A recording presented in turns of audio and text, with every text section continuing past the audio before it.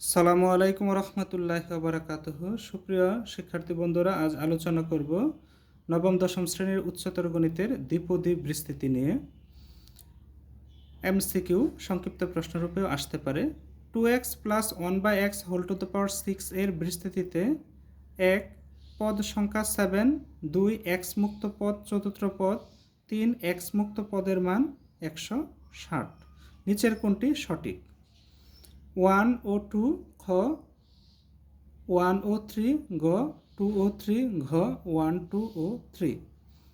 তাহলে দেখা যাক সমাধান কি হতে পারে। 2x plus 1/x whole to the power 6 question যেটা দেওয়া আছে ইকুয়াল, শুরুতে যেটা থাকবে পদ, দ্বিপদী বিস্তৃতি মানে দুইটা পদ থাকবে। প্রথম যে পদ সেটা হচ্ছে 2x পাওয়ার 6 অর্থাৎ সর্বোচ্চ পাওয়ার, প্লাস 6c1 ইন্টু 2x পাওয়ার, এখানে সর্বোচ্চ 6 বসানো হয়েছিল, তারপর 1 করে কমবে অর্থাৎ 2x পাওয়ার 5 ইন্টু এখানে দ্বিতীয় পদ 1/x সেটা, প্লাস 6c2 ধারাবাহিকভাবে 6c1 ছিল, তারপর 6c2 ইন্টু 2x পাওয়ার 5 ছিল, তাহলে 1 কমবে 2x পাওয়ার 4 ইন্টু 1/x পাওয়ার ছিল না মানে 1, তারপর এটা হবে 1/x হোল স্কোয়ার পাওয়ার 2 হলো।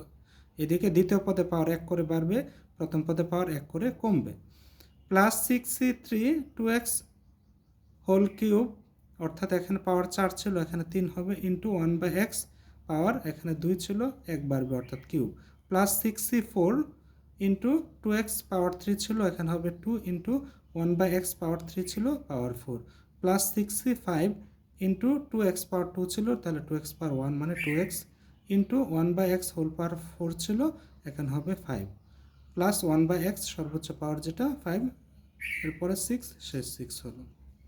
অর্থাৎ প্রথম পদে সর্বোচ্চ যে পাওয়ার আছে সেটা হবে, তারপর 6c1 6c2 6c3 এভাবে 6c5 পর্যন্ত আসবো। তারপরে হচ্ছে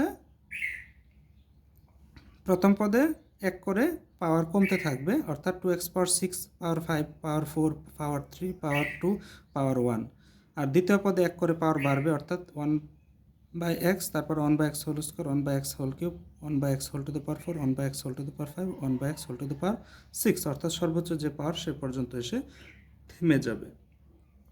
এবার আমরা ক্যালকুলেশন করব। 2 পাওয়ার 6 মানে হচ্ছে 64, x পাওয়ার 6 প্লাস 6c1, ক্যালকুলেটার চেপে আমরা মান বের করতে পারি, 6c1 এর মান হচ্ছে 6 ইন্টু 2 পাওয়ার 5 এর মান হচ্ছে 32, x পাওয়ার 5 into 1/x plus 6c2, calculator চেপে মান বের করব 15, 2 পাওয়ার 2x হোল পাওয়ার 4, 2 পাওয়ার 4 এর মান হচ্ছে 16, x পাওয়ার 4 into 1/x square, plus 6c3 এর ভ্যালু হচ্ছে 22x হোল কিউব, 2 এর ভ্যালু হচ্ছে 2 কিউবের ভ্যালু হচ্ছে 8, x cube into 1/x cube, plus 6c4 এর মান হচ্ছে 15 ইন্টু 2 স্কোয়ার এর মান 4, x square into 1/x to the power 4, plus 6c5 এর ভ্যালু হচ্ছে 6 into 2x into 1/x to the power 5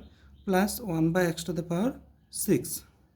তাহলে যেটা আসে সেটা হচ্ছে 64 x to the power 4 plus এই দুইটা গুণ করলে 192 x to the power 4, 15 into 60 গুণ করলে হবে 240, x square x to the power 4 ভাগ হচ্ছে x স্কোয়ার অর্থাৎ x স্কোয়ার, প্লাস 20 গুণ 8 অর্থাৎ 160, x cube cancel, plus 15 into 4 60, x square নিচে হচ্ছে x টু দ্য পাওয়ার 4 অর্থাৎ 1/x স্কোয়ার থাকে, অর্থাৎ 60/x স্কোয়ার, প্লাস 6 ইন্টু 2 অর্থাৎ 12x divided by x to the power 5 অর্থাৎ নিচে x to the power 4 plus 1/x to the power 6। তাহলে এটাই হচ্ছে আমাদের চূড়ান্ত বিস্তৃতি। এখন এখানে পদ সংখ্যা কটা পেলাম? 1টা 2টা 3টা 4টা 5টা 6টা 7টা, তাহলে বলছে পদ সংখ্যা 7, সেটা সঠিক আছে। এটা আমরা পদ সংখ্যা নির্ণয় আরও সহজে বের করতে পারবো। এখানে সর্বোচ্চ পাওয়ার যত থাকবে তার সাথে 1 যোগ করলে যেটা হয় মূলত সিম্পলভাবে পদ সংখ্যা তা হয়, অর্থাৎ 6 + 1 = 7। তাহলে এখানে আমরা 7টি পেলাম। এবার দেখো x মুক্ত পদ চতুর্থ পদ, তাহলে x থাকবে না এমন পদ কোনটা? 1 2 3 4 অর্থাৎ 160 নম্বর যে পদ, 160 সংখ্যার যে পদ অর্থাৎ চতুর্থ পদ সেটা হচ্ছে চতুর্থ পদ, এবং এক্স মুক্ত পদে সেই মানটা হচ্ছে 160। কেমন?